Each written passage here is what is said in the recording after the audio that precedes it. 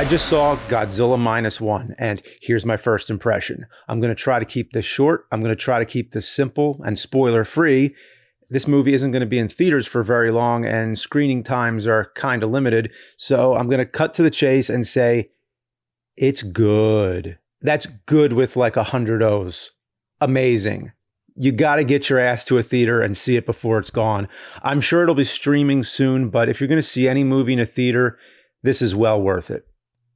How can I adequately describe how good this is? Well, if you've seen Top Gun Maverick and remember how good that was, it's like that, but with Godzilla. Imagine a serious war drama with a monster. This is the first Japanese Godzilla film since 2016's Shin Godzilla, and I still maintain for it to be an authentic Godzilla movie, it has to be made in Japan. I still enjoy the American MonsterVerse films, but they're missing a certain ingredient that can only come from the source. Knowing that this was going to be a more serious Godzilla film, I rewatched the original 1954 version and Shin Godzilla to get them fresh in my mind again, to see how they all compare. While all very different, they have some fundamental things in common. Godzilla's the only monster, they have a more grim tone, and the humans are the focus of the drama.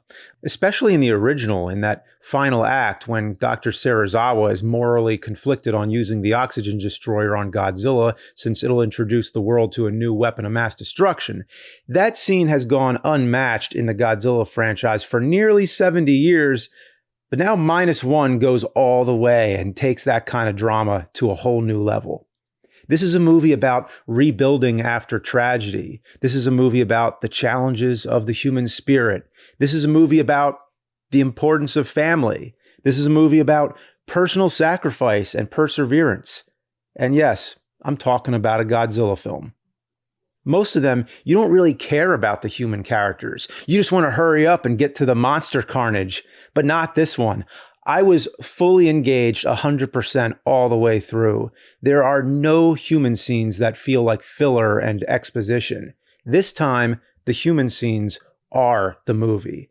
Godzilla probably has the same amount of screen time as usual, but this time the monster spectacle is supported by a great story with relatable concepts.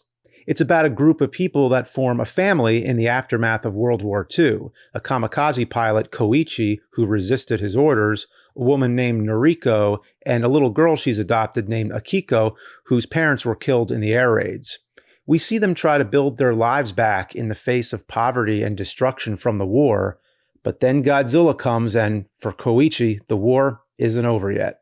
So, you really care what happens to these people. So much, in fact, that towards the end, my eyes might have teared up a little. It's that good. The destruction sequences are awesome. When Godzilla destroys, you feel it, and you can see it all in perfect clarity. You're not going to get any of those dark nighttime scenes that are so murky you can't tell what's going on. This is close to a perfect Godzilla film. I say close only because there's a few minor issues I had, and I wouldn't even call them issues. Just certain things I think could have been better just because they got everything else so right. For one thing, the pacing in the second half becomes a little too calm, and this is not a unique problem. It's common in Godzilla and kaiju films and has never been solved. You know how somewhere in the middle, usually Godzilla comes ashore, he goes into the city, and that's when most of the damage occurs. And after that, Godzilla goes back into the ocean, takes a nap or whatever, and then all the scientists gather around in meeting rooms talking about their big master plan to stop him.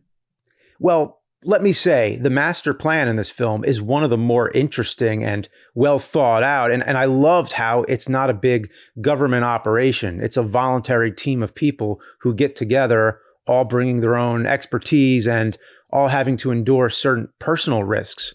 If Koichi doesn't survive, Akiko would be orphaned a second time. The stakes are high, and it really makes you want to see it succeed. Well, here's my little problem. It takes so many scenes for them to build up to this plan, and they even have a set date to carry it out, and all that time, Godzilla is just conveniently taking a break. This is what always happens, but I just hope they would find a way to fix this. Nothing seems as urgent as it should. It's too leisurely paced. There's even a part where they're having dinner. There shouldn't be time for any of that. Godzilla could come back any minute.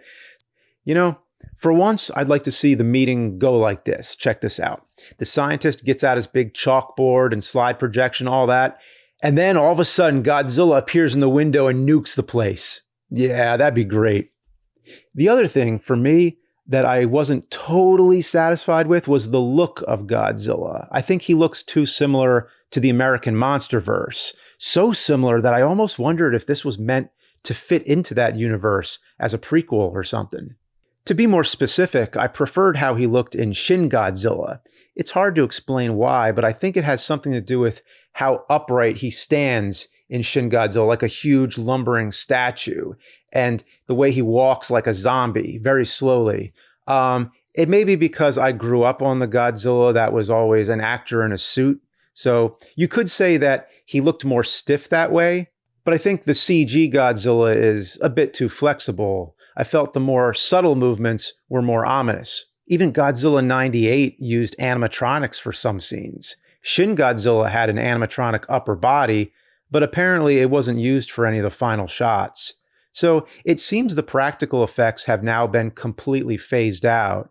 And I don't mean to say that they don't do a great job with all that CG. In fact, Shin Godzilla has the best Godzilla rampage scene ever, in my opinion. The middle 20 minutes where he's wrecking the city and the military's blasting him with everything they got, that's perfection. That is what Godzilla is all about. It's not just Godzilla's posture and the look, but how he's photographed. In Shin Godzilla, there's more shots from a distance where you see him far in the background approaching, which to me is more imposing and scary, like watching a tornado coming. Godzilla is a force of nature, and you should be looking on with horror as well as fascination. So, in a nutshell, best monster action, Shin Godzilla. Best human drama, Minus One. If you took the Godzilla scenes from Shin Godzilla and put them into Minus One, you would have the best Godzilla film ever. Actually, wait. I think Minus One is the best of the franchise. It might not have my favorite personal style of Godzilla effects, but without a good human story, the effects wouldn't mean so much. Even just the acting, the way the humans react to Godzilla is what sells the effects. When they first see what Godzilla is capable of, when they're on the boat, I mean, their faces tell you everything. If you saw a monster breathing fire, you wouldn't just be like, oh shit. No, your brain would freeze up. You wouldn't even be able to comprehend what's happening.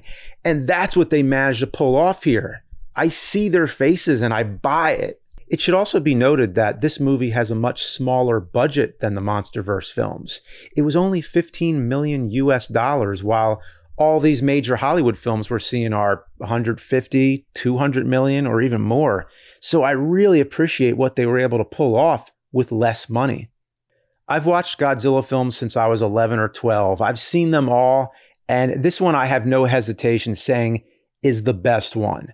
So there, I said it. And I'll probably talk more about this film at some point. Perhaps I'll do a more in-depth spoiler review in the future. I'm sure we'll be talking about this movie for years to come.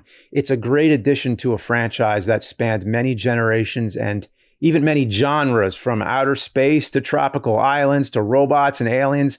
I think now with this more emotional and dramatic edition, it's made this the most varied and multi-toned monster franchise I can think of. All right. Big A+ from me. Check out the movie. I'm going to get back to work on Nerd. I'll see you soon.